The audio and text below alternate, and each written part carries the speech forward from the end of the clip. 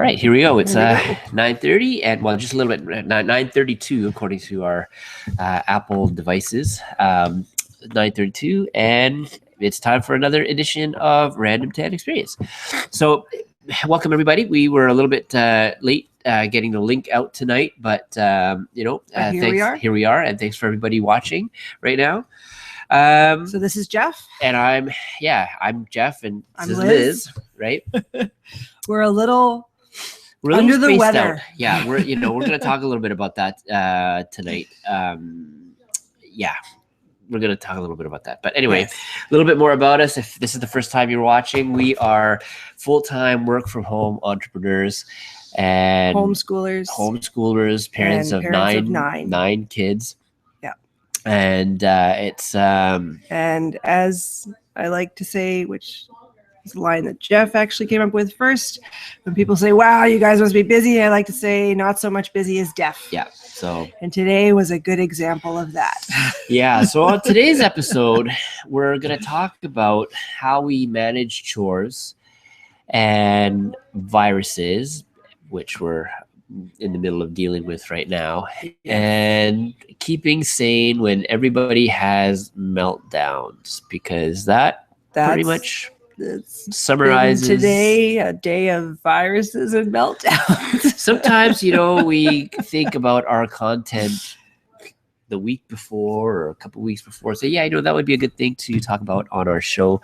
And today, really, this is just life today. This is life today. Yeah. So that's what it is. Yeah. So let's talk about, what are we talking about? Viruses. Oh, no. Right. You know what? First, before anything else, I wanted to send a thank you and a shout out to Teresa for letting us know the name of that book that we were talking about last week, The Life-Changing Magic of Tidying Up by Marie Kondo. Yes. Okay. And so if you were following along on the in the Facebook group, you saw there's a huge discussion that followed that, including we also posted the recipe for the pancakes that we also talked about last week too. So and I think we might have mentioned that that book, The Life-Changing Magic of Tidying Up. We don't even have the book to show you, right? Because we bought the ebook, so that we didn't have the clutter of the book itself. Yeah, which we were quite proud of ourselves for applying it from the beginning. Exactly, right? And because as you can tell, we love our books, and it's actually kind of hard to cull down books for us. So we got to be really specific about what when we declutter books. Yeah, when we declutter books. Our ongoing because it's not just about having the books, but being surrounded by the words. And if that makes any sense, like sometimes you don't even, it's good if you read the book, but sometimes just having the book, just having the title so that it's there on your bookshelf to prompt you and look at it, to challenge your thinking is really good, so surrounding yourself with good words and positive words and, and uplifting. Even if you haven't read it yet, or especially if you haven't read it yet, because someone once said, I don't remember where I heard it from, but what good is a library full of books you've already read? Doesn't do you much good if you've already read them all. You've got to find the books that you still need to read. Right. So, yay for books. All right. So today, viruses. So we were doing really well this summer, and actually even a couple of weeks ago, I had a little bit of a cold, but Aileen went to a birthday party over the weekend, and somebody had a little bit of a cold there and came back, and we all. And apparently, everybody who was at the party the next day, they were all on their message threads together, and they're saying, "Does anybody else feel like they're dying?" And so they were all laid out with this, and Aileen came home and very willingly shared the germs. Pardon me. And so we all are partaking. If there's anything, well, at least they share one thing. If there's any one thing that they share in their life, it's their germs. So we've had a couple days of lots of tissues and lots of chicken soup and lots of hot lemon and honey. And speaking of chicken soup, so if you tune into the show later on, if you click on, if you watch this episode later on and check in the description, I'm gonna post a link to our famous chicken soup recipe that we that I posted on the blog, actually in its original name. It's Random 10 Experience now, but it used to be the Tipsy Dad. But just the blog on our chicken soup, on the chicken soup recipe. But in short, the absolute secret to the chicken soup recipe is using about 2 to 2.5 inches of ginger, fresh ginger. Okay, and you can peel it or not peel it. Doesn't matter. Some people like to cook it with the skin on, right? But I like to peel it. So you peel it, you chop it up, and you use a pressure cooker, right? So you put the chicken in the pressure cooker. Now we like to use legs and thighs, right? Here's Gabriel, who's also a little bit under the weather too, but he's being shy right now. So you want to say hi? No. Okay, you want to go back there? You want to sit here? Okay. So we're going to talk about that too, meltdowns. And so we use a pressure cooker. So you put, the 2.5 inches of ginger chopped up. I like to use a whole clove of garlic, a whole bulb. I keep saying clove, but I mean a whole bulb of garlic peeled. You can either chop it or not chop it, up to you. And a tablespoon of peppercorns. Throw it all into a pressure cooker with the chicken, and pressurize it. Pressurize with water. Very important, because very important to add the water. And we can tell you from experience, you really need to add the water. So you pressurize it. So you pressure cook it. I like to leave it for a whole hour. So pressuring for an hour, because what that does is it totally, the chicken all falls off the bone. It totally melts off the bone. So deboning it is a heck of a lot easier. You just take your pair of tongs and just kind of, lift the bones off, and the chicken just falls off the bone. So the other thing that I do is, in a separate pot while that's cooking, I'll prepare the vegetables, like some onions. It's actually really tasty if you saute the onions first. Saute the onions, maybe a little tiny bit more of garlic, right? Saute the onions first, and then then add water. A trick that I heard from Alton Brown. Sounds good. Yeah, on Good Eats or whatever. I know a lot of people like to boil an onion with the skin on, and it makes the broth, gives it that nice yellow chicken soup color, which is actually really good too. They usually artificially recreate, right? So anyway, that's part of our secret there. So like with the onion, once the chicken is pressurized and the vegetables are cooked, we like to use celery and carrots. Most of the time. And but you can use like whatever vegetables that you want. Then you combine the two, have them on rice, and you've got yourself a really good chicken soup. Salt it to taste, and you got a really good chicken soup. So we've been having chicken soup pretty much all week. Yeah, most of the week anyway. So just made a big vat of chicken soup, and that's what we've been eating. So yes, yeah. And it's it's always kind of a pain when you're sick in the summer, because you don't feel like going out and you don't feel like doing anything. But today was one of those days where it was stinking hot anyway, so nobody really wanted to go outside at all anyway.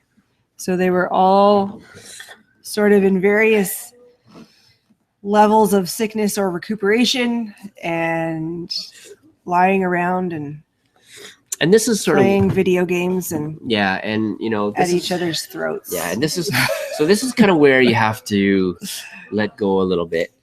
Sometimes when you think, okay, like, this is one of those times when you were a much better parent before you had kids. Yeah. But when everybody's sick, right? When everybody is sick, and you're sick too, you got to take care of yourself first. Okay. So you got to make sure that you're, cut yourself some slack. You got to get rested. You got to make sure that you get some rest. So if it means that the kids, end up playing Wii for 7 hours, well, so that you can get rest. Sometimes it happens. Sometimes it works out that way. Sometimes it really works out that way. Yes. Right. And then, then the other kids get mad because one person got to play Wii like for 7 hours. And then or, because they're very legalistic about how long other people's turns are. Yeah. They're usually not quite so legalistic about how long their own turn is. Yeah. Yeah. So, and then there's the backseat driver Wii players who are, telling everybody who is playing how to play. Yeah. We have a couple of those. Yeah. That's interesting to listen to. Yeah. And combined with, the different temperaments that kids have, you have the nice combination of the choleric ones who know exactly how you should be playing and they will be the backseat driver, and the phlegmatic ones who wear their hearts on their sleeve and get so frustrated when someone tries to tell them how to do something. Yeah. Which makes for a very interesting combination. Loud combination, hence not so much busy as deaf. That's right. Part. Yeah. Because today there was a couple of them that just couldn't seem to get themselves together. Yeah. And usually, we're pretty good, at separating them once they do that. Usually it's pretty obvious who's right. So, we'll separate them and, put them on each of their respective timeouts, until they calm down. And that works most of the time. Yeah, most of the time. But when everybody's sick and you're under the weather too, this is when you really find out whether or not your systems are strong, are strong enough, because, it's great when everything is working great. But when everybody is not feeling so great, that's when you really find out, sometimes the system is not enough. Yeah. Sometimes it takes every ounce of strength to exert your parental authority. Yeah. And so that's kind of where, that is, with viruses, and managing meltdowns. I have on my notes. So what you guys don't see on the camera is, like, right behind the camera, we have a whiteboard where we do all of our homeschooling, and we, so we write down our notes for what we're going to be talking about, each night. Yeah. So on my notes up there, I wrote down weird Chinese cures. And growing up, I don't know, I thought it was kind of interesting just talking about, different cures, different cultures have for the common cold. So, for example, my ginger and peppercorn trick came from, the things that I really liked to eat when I was young. But we would have like these chicken soups filled with herbs and all sorts of interesting things. Mm-hmm. Some of which tasted great, some of which tasted not so great. Like I enjoy tea. Like, I really do. I enjoy tea. I'm a coffee and tea drinker, so but some of the weird teas that I've had to drink in my time. Yeah, Chinese herbal remedies are not just about the tea. No, they're not just about the tea at all. Okay, so there's a lot of really interesting stuff in the Chinese herbal remedy. Yeah. And sometimes you get like insects. Like sometimes you get insects. So like sometimes you get Jeff insects. went through a phase where his eczema was really bad when he was younger. This was before we got married. And head to toe, really had a huge outbreak. Like really bad outbreak. It was my first year of university. I think it was all stressed and everything. Anyway, head to toe, huge outbreak of eczema. Yeah. So his mom found a friend who knew a Chinese herbal doctor, and it was really interesting. So I think they call him an apothecary. I think an apothecary. Okay. So he diagnoses you by listening to your pulse, which was really cool. Actually, really kind of cool. And like he actually not just like listening to your pulse, like counting the beats, but apparently this is the years of training they go through just to be able to listen to the pulse. And there's different levels that they listen to. And just to be absolutely clear, right? There's a lot of misconception between Eastern and Western medicine. Not so much now. I think more people are ready to accept Eastern medicine more readily. But there's a lot of misinformation about Eastern medicine before, about like this, this kind of attaching fairy tale to concepts that were actually quite grounded in a deep knowledge of human physiology, right? So anyway, so this tea. So there were these two things that I had to. One of them I had to drink, right? These two packages. What's that? But there's like when you go there, like there's this huge expanse of all these different jars on the wall, and they've got all kinds of like dried stuff, and some of them are leaves, and some of them are roots, and some of them are tree bark, some of them are insects, some of them are insect husks, some of them are I don't know what they are. Some of them were like, there was like some seaweeds. There was some like the crustacean shells, right? Kind of like, I have to describe it like shrimp when they outgrow their shell. I don't know if they actually outgrow the shell, but anyway, like as if they outgrew their shell and then left it behind. So like those kind of things. Anyway, so he would put together these concoctions, and there was two. There was one that Jeff had to put in a pot. It was about, let's see where the camera is, about this big was the pot, and he'd fill it with water and one package of herbs, and he had to boil it down until there was only 1 cup of water left in there, and that was the one he had to drink. And that one, I never tasted it, but oh my goodness, it was potent smelling stuff. Rubber and black licorice is kind of like how I describe it. And then there was another one that he had to put together to boil it, and then put it in the bath water. And that one smelled delicious. That one smelled like a really nice tea, but it wasn't the one meant for drinking. I had some So, really interesting, weird, weird cures that I've had to, drink, over the course of my life. So, and I actually tried one of those. There was one pregnancy, I can't remember whether it was number 3 or number 4, where I was having really bad morning sickness, and we went to the Chinese doctor to see, and he just, mixed up one thing for me, and I said I would try it, and I couldn't get it down. No. The problem was morning sickness.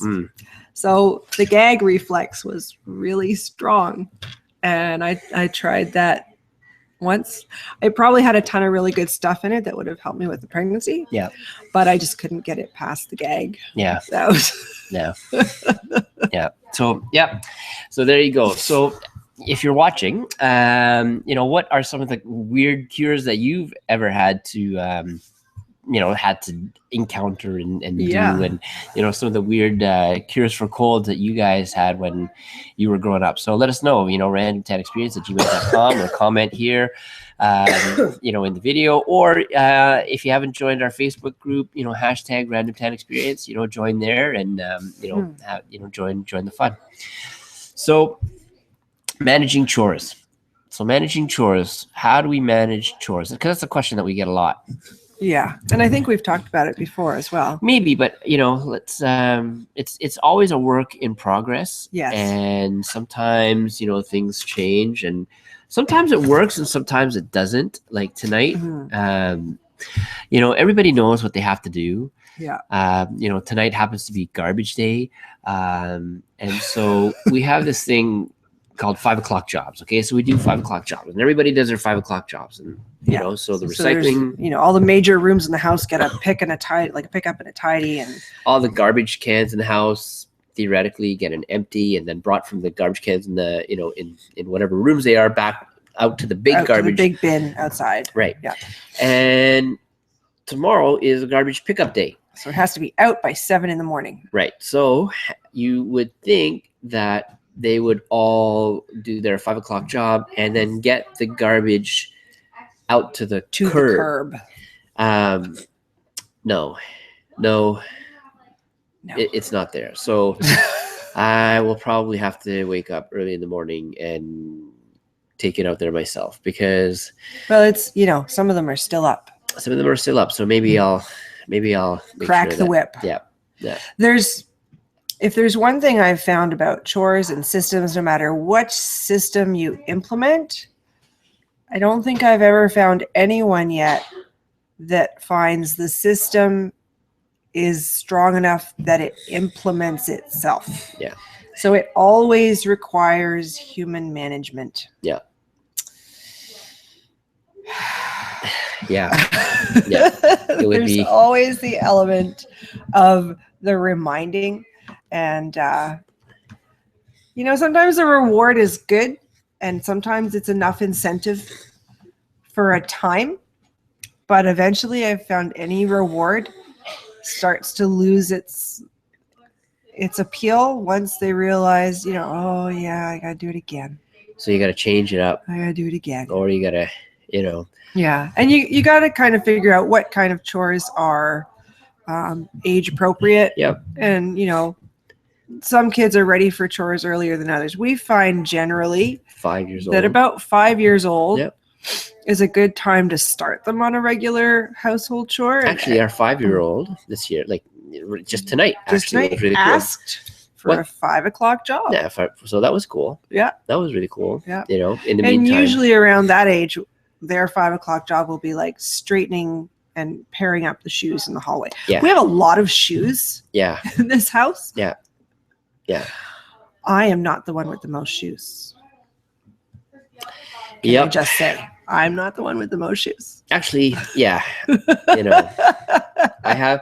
So in our house, I have the most shoes, and I also have the most bags. Yeah. Yeah.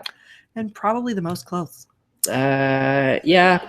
Although, I might have more if you count the maternity wardrobe and the regular wardrobe together, but I'm only ever using half of that at a time. Yeah. Yeah. Yeah. I do. Everybody's supposed to have, or like every guy should have at least one suit. And I don't know how I ended up with as many suits that I have. Not all of them are full-blown suits. I have my favorite, 3-piece suit, and then I've got, some nice jackets and some blazers, blazers and dress pants and stuff.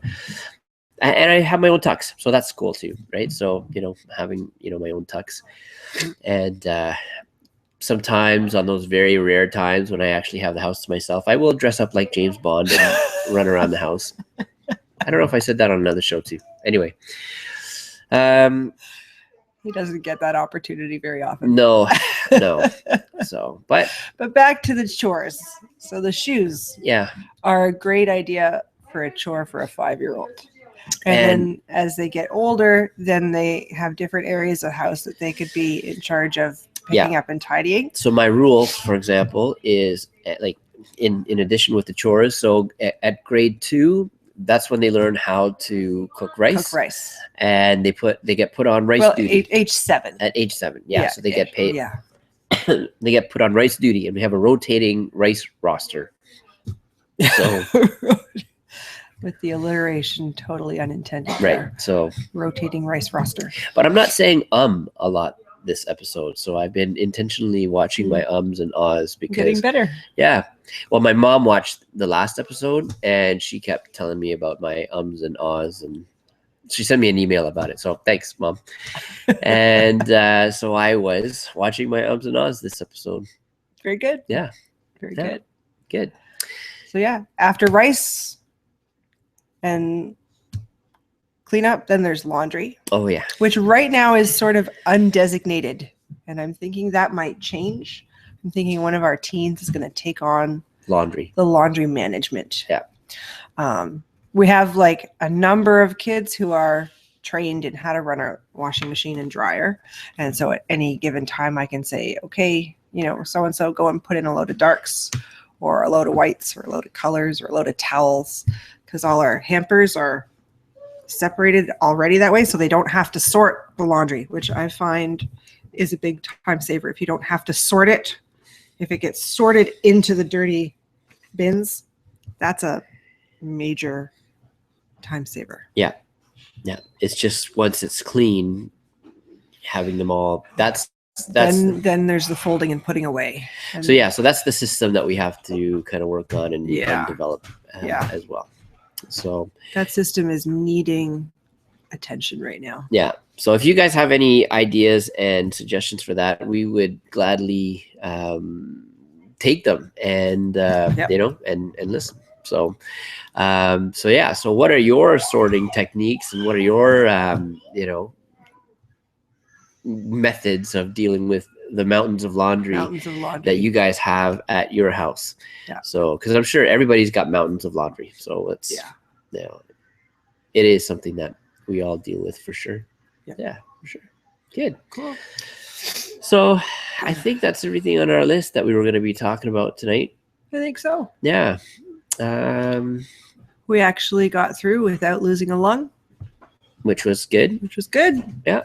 And I think I might actually head to bed pretty soon after this, after we go off air, because yeah, I think a good nap, or not a nap, a good sleep, a good night's sleep would help a lot. So next week we will see you guys again, same time, same YouTube channel. Yep. The week after that we will be away. That's right, because we're on our annual family retreat. Yep. Which we'll maybe we'll talk a little bit about that next week, and you know what it's all about. Yeah. And yeah, there you go. All right. So have a good night, everybody, and have a great week. Talk to you later.